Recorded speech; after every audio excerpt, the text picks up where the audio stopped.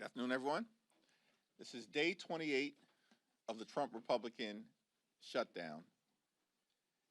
And Democrats continue to make clear that we will sit down with our Republican colleagues anytime, any place, here at the Capitol or back at the White House in order to reopen the government, enact a bipartisan spending agreement that actually meets the needs of the American people, and address the health care crisis that Republicans have caused that is devastating people all across the country, in working class America, rural America, urban America, small town America, the heartland of America, and black and brown communities throughout America, particularly at this point, given the Republican refusal to extend the Affordable Care Act tax credits.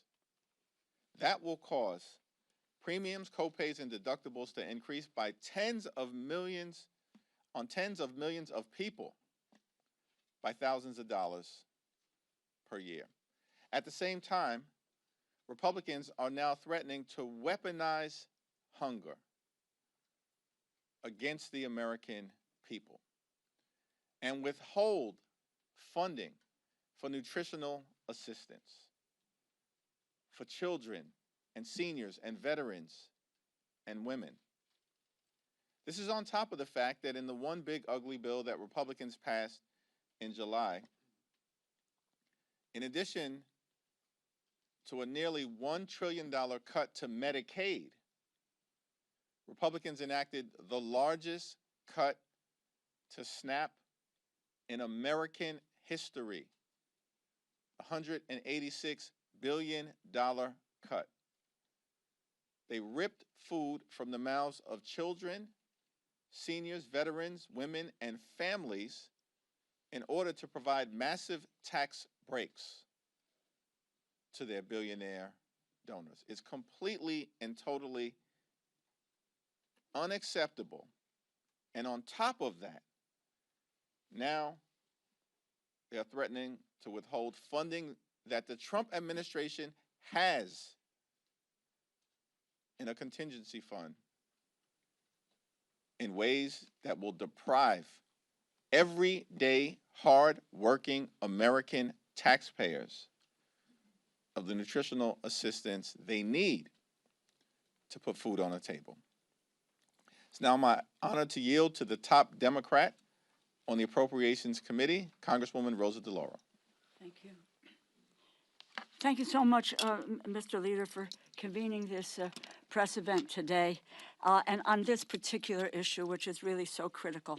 And I want to say a thank you to my colleague, Angie Craig, and as the ranking member on agriculture. Thank you for your expertise. Thank you for your leadership on this very, very critical issue that we're talking about today. I want to start by making one thing abundantly clear. What President Trump is doing on the hunger issue and on the nutrition issue is immoral. I am the ranking member on the Appropriations Committee, and I promise you that there is funding available to provide SNAP benefits beyond November 1st. There is, at the very least, over $5 billion in contingency funds that Congress set aside, Congress, Democrats and Republicans, set aside explicitly to pay out SNAP benefits in the event of some unforeseen circumstances, like President Trump's shutdown. They are, in fact, by doing this, in violation of the Empowerment Control Act of 1974. The contingency funding that we set aside for SNAP is not optional spending. It is required by the law. We appropriated that money for this purpose. The White House must spend it, and what they are doing right now, blocking these funds from going out, is illegal. As a matter of fact, on October 1st, they took $750 million from this fund to deal with paying benefits in Puerto Rico and providing administrative costs to other states. So they acknowledge that this fund can be used in order to deal with SNAP benefits.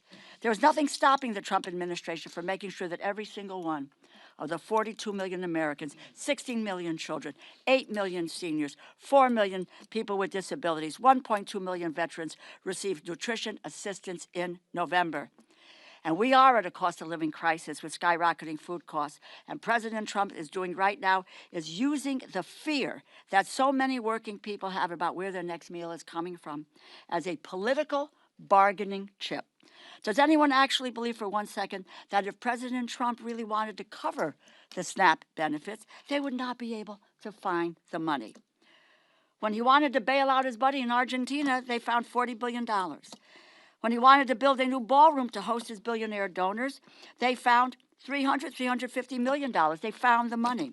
When he wanted to make sure his Homeland Security Secretary could fly in style on 2 new luxury private jets, they found the money, $172 million. But now, when it comes to making sure hungry families can put food on the table, all of a sudden, they can't find the money. And what it costs us every month is $8 billion. And I saw the Secretary, Rollins, this afternoon saying it's 9.2. I'm trying to find out where she got that number. It's $8 billion to cover SNAP dollars. Is that right, Angie? That's right. Angie knows these numbers by heart.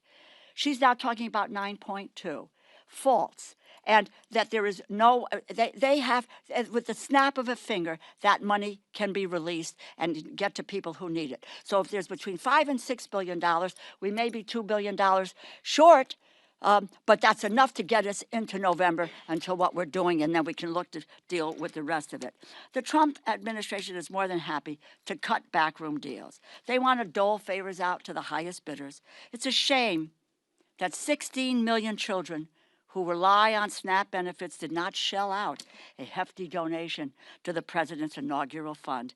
But they're only kids, after all. House Republicans are still on vacation. We have not voted on any legislation in over a month. But if they were here, I doubt that they would object to the president's decision, not just because they are too cowardly to stand up to him under any circumstances, but because decimating food stamps, its food stamps, is what they have wanted all along. Their big, beautiful bill, as the leader has pointed out, and his signature piece of legislation slashes SNAP funding by $189 billion. That will strip 22 million Americans of some or all of their nutrition assistance over 10 years. Let me just conclude by saying to you that does anybody believe there is a shortage of food in the United States of America? Anyone who believes that? No. We have an abundance of food here in this country. And the president is required by law to use the remaining money in the contingency fund that Congress appropriated. It's not up for debate.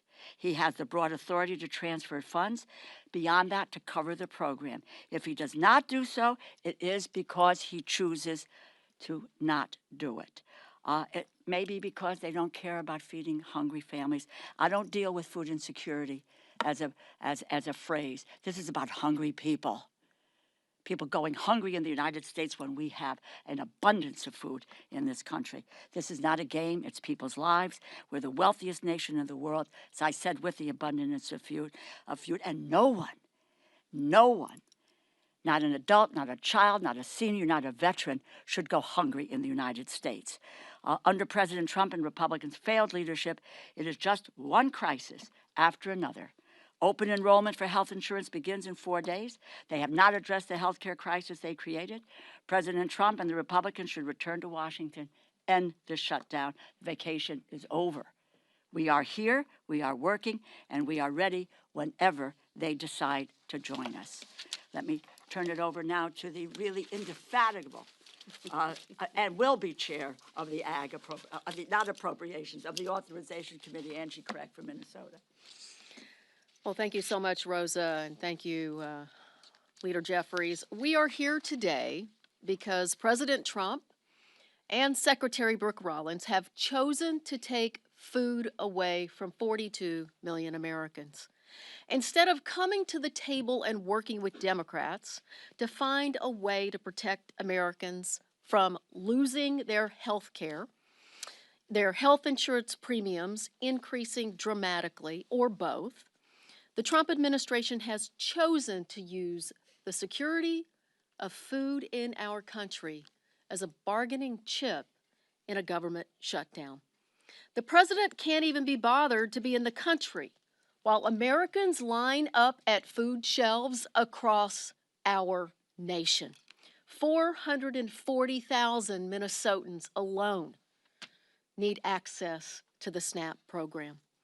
The Trump administration has the appropriated funds and legal authority to fully fund SNAP in November, plain and simple.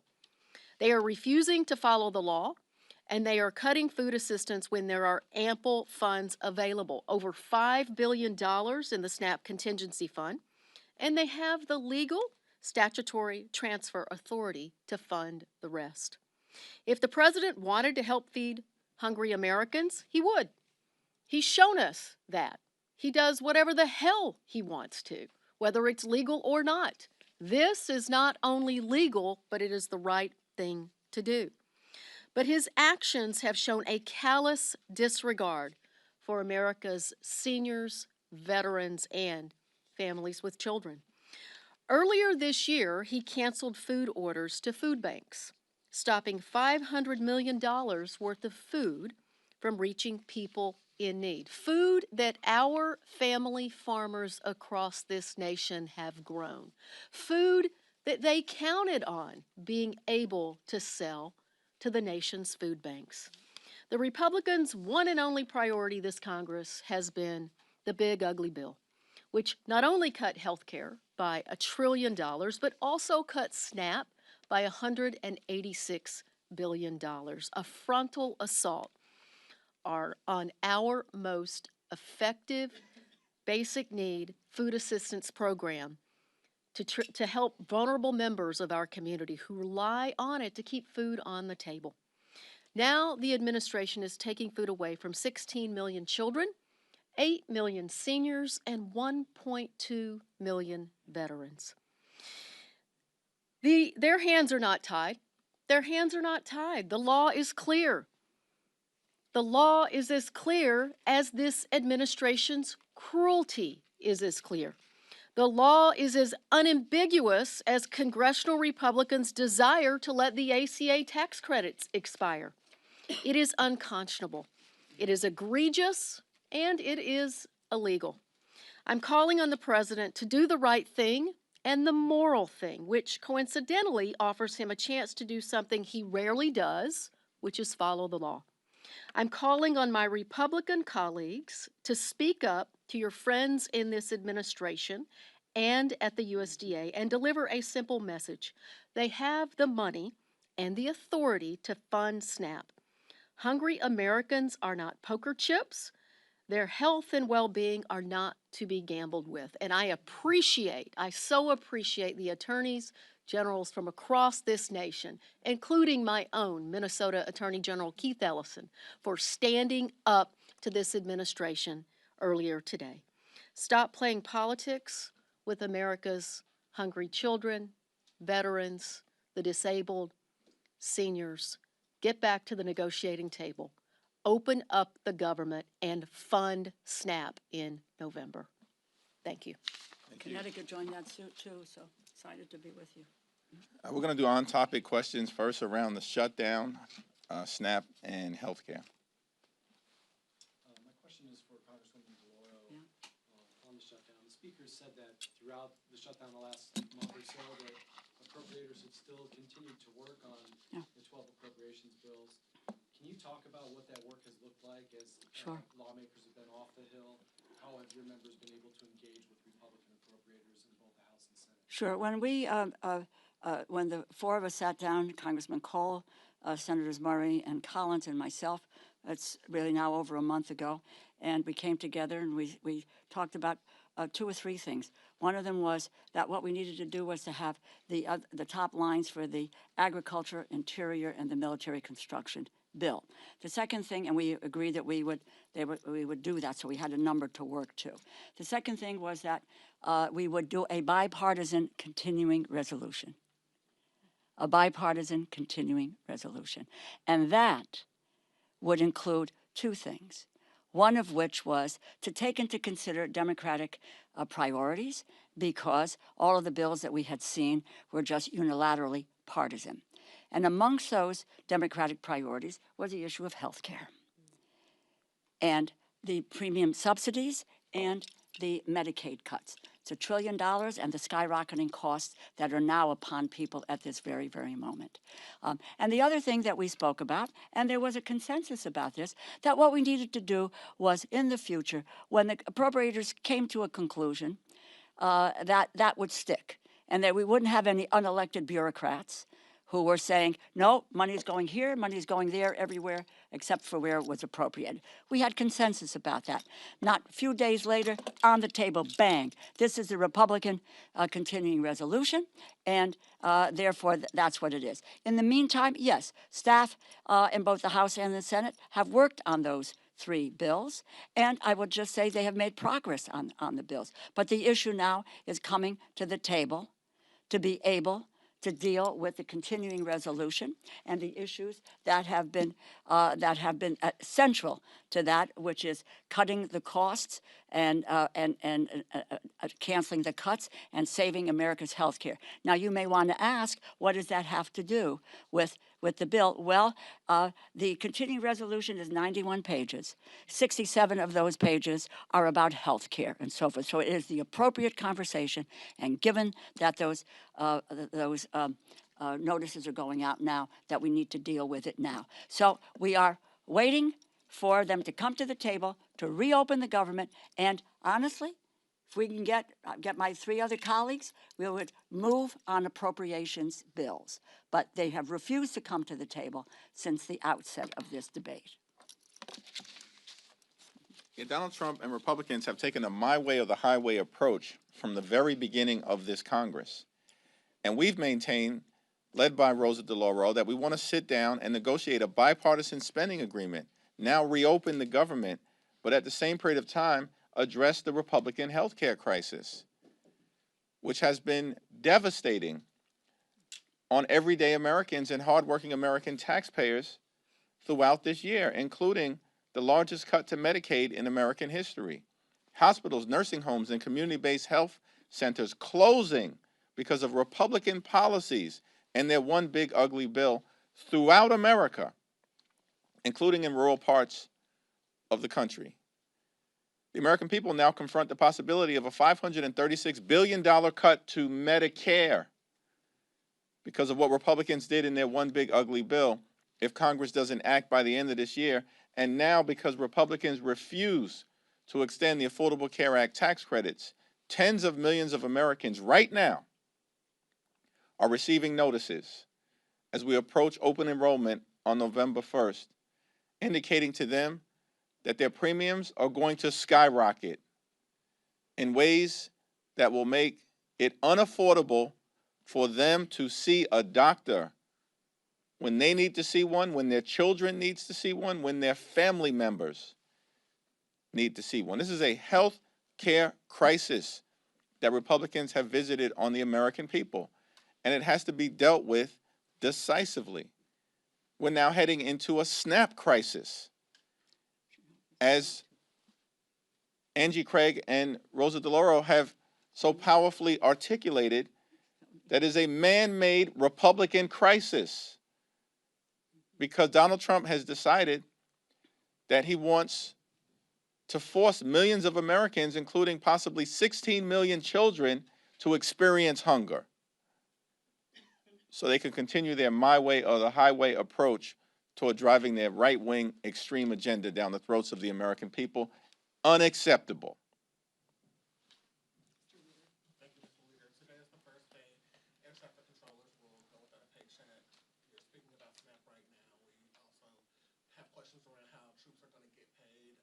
At the crux of your fight against the Republican bill is the ACA, is healthcare. Are you concerned that these other issues, these other pressing issues like SNAP, the air traffic controllers not getting paid, troops not getting paid, are you concerned that that will start to dominate the conversation or dominate the consciousness of America, that the ACA conversation kind of gets pushed to the wayside? Well, we've made clear from the very beginning that we want to enact a bipartisan spending agreement that meets the needs of the American people, that improves their quality of life, that drives down the high cost of living here in this country, where costs haven't gone down, as Trump promised on day one, costs have gone up. And we set out from the very beginning in September that we want to reach a spending agreement that's bipartisan, that meets the needs of the American people in three areas: their health, their safety, and their economic well-being. And that, of course, includes making sure that they can put food on the table in the wealthiest country in the history of the world. Donald Trump and Republicans have launched an all-out assault on the American people from the very beginning of this presidency. And it's cruel, and it's punitive, and it's hurting everyday American. We want to reopen the government.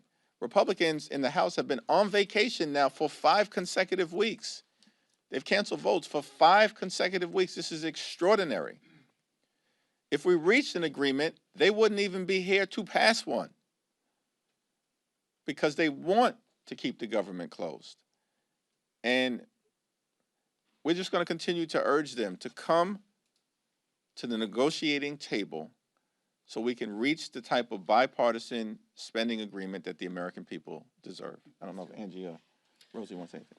I would just add to that. Look, the time is now that people are looking at what their health care costs are going to go up. November 1st, when people opened their portal in Minnesota on MNsure, the average increase for a 60-year-old couple is going up $15,000 next year. Think about that. How can Americans fit another $15,000 into their budget? They can't even afford their housing and their health care and their grocery costs today. This is a moment in time where we have to have the moral courage as Democrats and Republicans to come together to make sure that Americans can stay healthy. People are desperate as they go to renew their health care. It's not in December. It's not next year. It is November 1st, this Saturday. So in terms of being distracted, people are not distracted by the premium increases that they're getting. They are laser focused on what's happening in their own budgets right now. If I just want to add one more thing. Is a young woman in my district, Renee, who I was with on Friday, she got her notice, an increase of $2,000 per month, $24,000 a year for health insurance. Can anybody here pay for that? She can't. Her husband is gravely ill. He doesn't have insurance, etc. This is real stories. But I would say to you that on the food stamp issue, the money is there. Let us not let them get away with saying that they can't do it. They have their political will isn't there to feed the people who rely on the SNAP program, which is the most effective anti-hunger program in the United States of America. They're playing fast and loose with people eating. Can you imagine that? But that's the reality. And you need to talk about that. They just talked to states about not wanting to reimburse. My state of Connecticut yesterday is putting up $3 million. They want to know if they can get reimbursed. This administration has said, no, you can't get reimbursed. But you know what's happened in the past? Because Democrats and Republicans have come together to work on these issues, all the benefits have been paid out, whether it was a reimbursement or it was the benefits that they so deserve and that they qualify for. This is an administration that is lawless at its core, and we cannot let them get away with it. Yeah. So we're almost about 3 days out from where the original Democratic CR was set to expire. Can we expect to see a new Democratic CR with a new date and any other potential policy changes? Well, we'll continue to be in conversation with our Senate Democratic colleagues, we've all held firm to the proposition that we want to reopen the government. We want to negotiate a bipartisan spending agreement. That's our position, and we've maintained it from the very beginning. The problem, the reason why we're in this shutdown, day 28, is that Donald Trump and Republicans continue to maintain a my way or the highway approach, and the American people know it, which is why the American people have turned against Donald Trump and Republicans, because their policies aren't working. They've gone too far in area after area after area and have not made life better for the American people. So we'll continue to be in dialogue with our Senate Democratic colleagues, but publicly, our position has been the same as our private position, which is we'll sit down anytime, any place with anyone on the other side of the aisle, either here at the Capitol or go back to the White House, where we've repeatedly made clear to President Trump, reconvene the legislative leaders, convene the appropriators, do what leaders do in moments like this, as opposed to being missing in action now for 28 days while finding $40 billion to bail out a right-wing wannabe dictator in Argentina and destroying the historic parts of the White House in real time so that he can construct a ballroom where he will be celebrated like a wannabe king. This is all outrageous stuff. And the American people see it unfolding before their very eyes. And they know that Donald Trump and Republicans have not been serious about doing what is necessary to enact a spending agreement that actually improves the quality of life of hardworking American taxpayers. So. Thank you, Mr. Leader. Republicans have said that the easiest way to fund SNAP is to reopen the government. And you say that Democrats want to reopen the government. Why not call on your Senate colleagues, your Senate Democratic colleagues, to reopen the government and alleviate all the impacts of the shutdown, and then immediately dive headfirst into solving this healthcare crisis? All hands on deck. As has been the case, and as Angie Craig and Rosa DeLauro, who I'll yield to momentarily, have repeatedly said, the funds have already been allocated by the Congress in a bipartisan way to allow a continuation of SNAP benefits through November 1st, deep into the month of November, and there's additional funds that are available to be reallocated so that not a single person in this country goes hungry.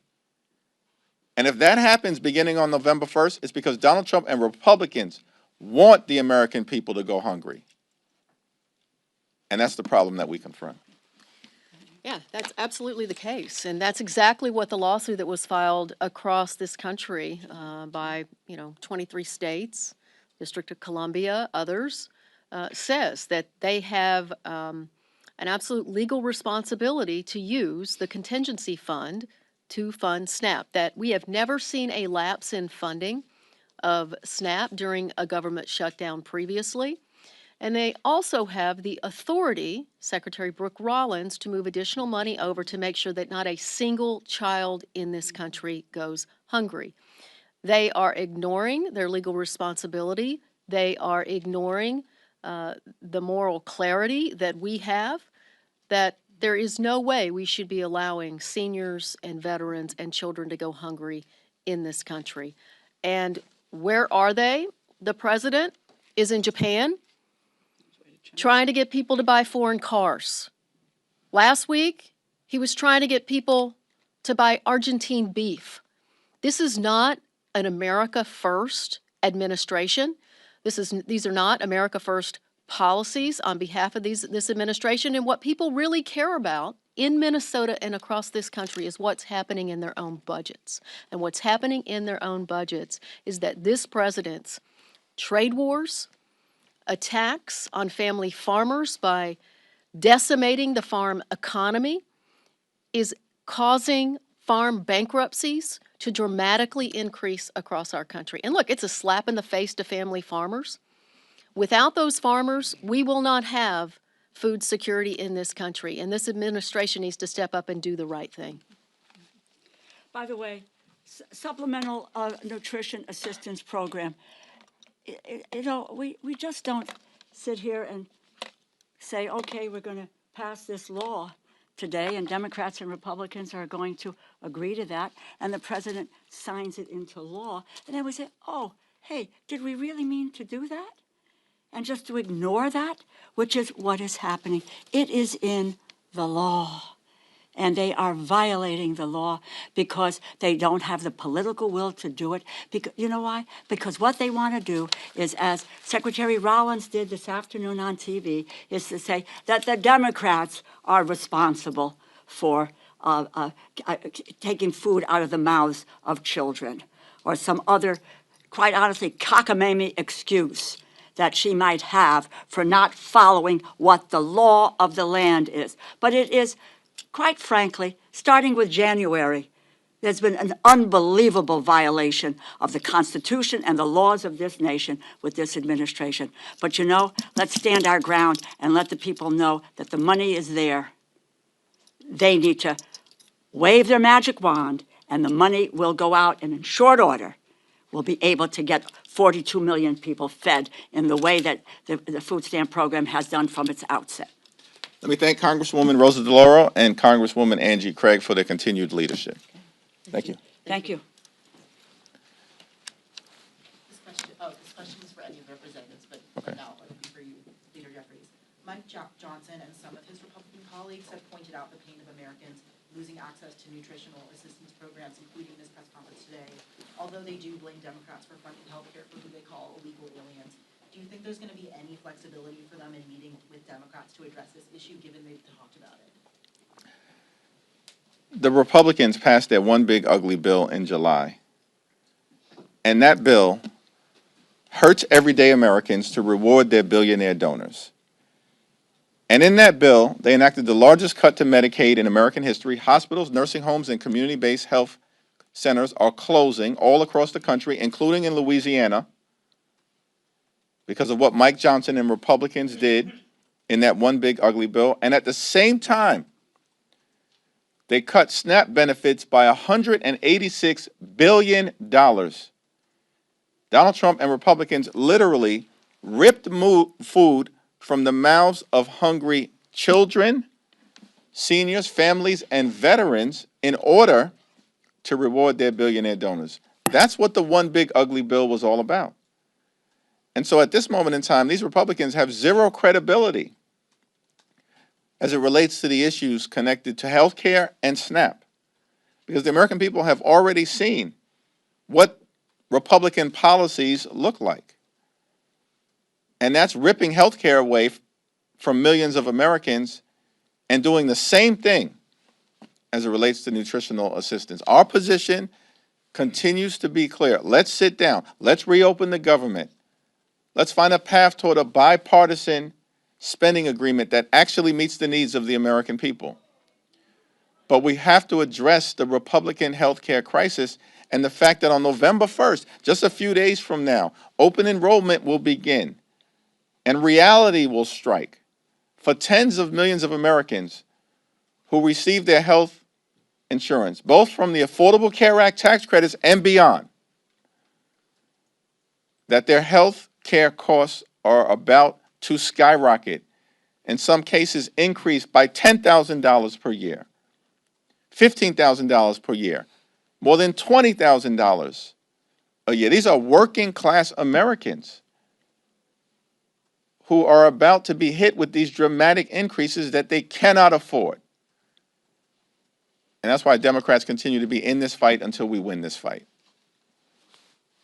Thank you, Leader Jeffries. The House Oversight Committee released their report into the former President Biden's auto pen use, and the probe that they investigated. And Attorney General Pam Bondi said that the DOJ will initiate a review of the Biden administration's reported use of the auto pen for pardons. Can I get your reaction to that?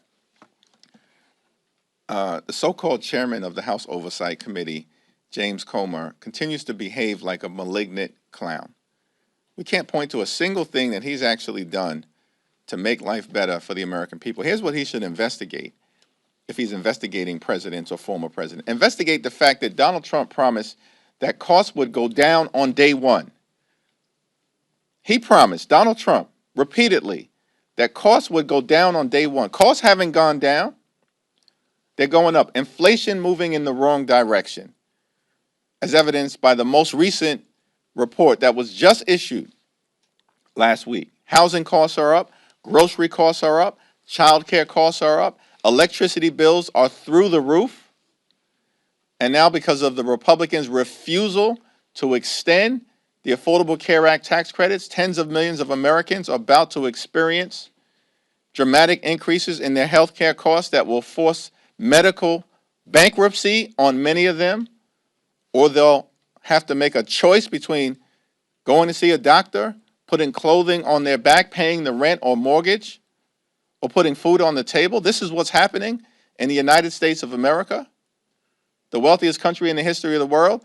If James Comer wants to investigate something, investigate Donald Trump's lie that he was going to lower costs on day one.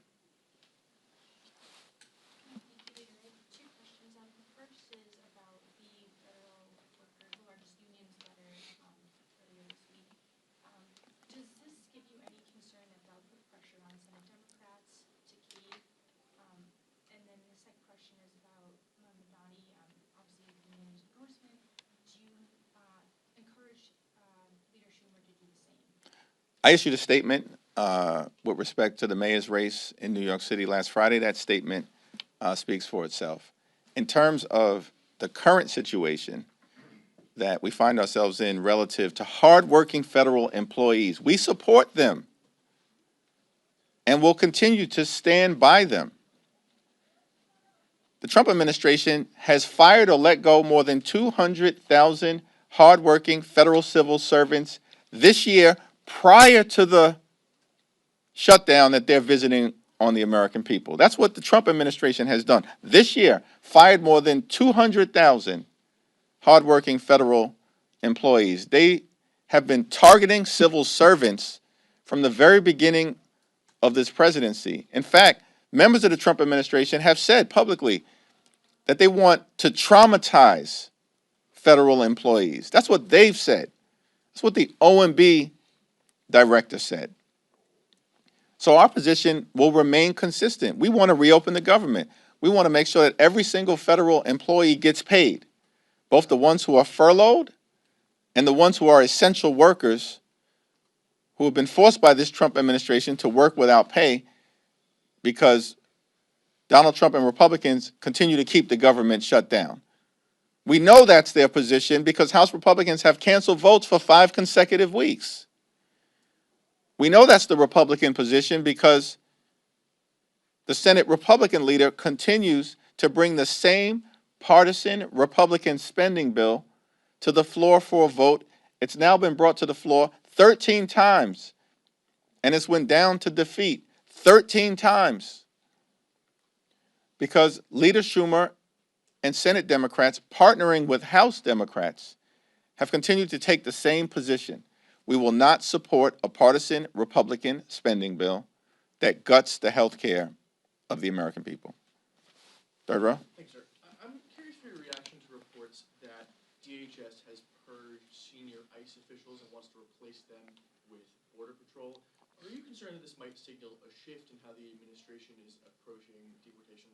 Well, our view with respect to the immigration issue generally is that we support a safe and a strong and a secure border at all times. And that will continue to be important. We have a broken immigration system and it needs to be fixed. It needs to be fixed in a comprehensive and bipartisan way. At the same period of time, the American people are understandably horrified at the extremism that the Department of Homeland Security has unleashed on law-abiding immigrant families and communities, separating hardworking mothers from their children, in many instances, children who are American citizens. And so it's our hope that if there's going to be a change in personnel, it's actually to enact a more humane approach rather than what we've seen in community after community throughout the country, including in the Chicago area, which is rightly turning off the American people to the extreme immigration policies of Donald Trump and the Republicans. Yep. Do you believe Eleanor Holmes should retire given mounting concerns over her mental fitness for office? I have not had a recent conversation with Delegate Eleanor Holmes Norton. Obviously, she's had a legendary career. Ultimately, it's going to be her decision and the people of the District of Columbia to make that decision as to who's best positioned to represent their interests moving forward. Thanks. Just piggybacking off of an earlier question, regarding the federal workers union, Speaker Johnson earlier today, reportedly on the call with his conference, indicated that he thought that that pressure and the SNAP benefits would force Democrats' hand to adjust. What's your response to his supposition that this may change things? And is there any, in your mind, is there an off-ramp? Well, Democrats are going to continue to stand up for hardworking federal employees as we've done throughout the year in the face of the relentless targeting of civil servants by Donald Trump and his administration. Federal employees know who stands on their side. It's us, House and Senate Democrats. They've lived the experience of the Trump administration going after them in the most horrific ways possible since January 20th, and we, as House and Senate Democrats, are going to continue to stand up for them. We're going to continue to stand up for nutritional assistance. It's the Republicans who cut $186 billion, the largest cut to SNAP in American history. They just did this in July as part of their one big ugly bill so they could reward their billionaire donors and continue to subsidize the lifestyles of the rich and shameless. It's out of control. That's their track record. That's the Republican track record. And of course, we're going to continue to stand up for the health care of the American people. And I don't know why Republicans think this is a game. This is not a game. This is about the health and the well-being economically of the American people. And Democrats are going to stay in this fight until we win this fight for working class Americans, for middle class Americans, and for hardworking American taxpayers. Thank you all.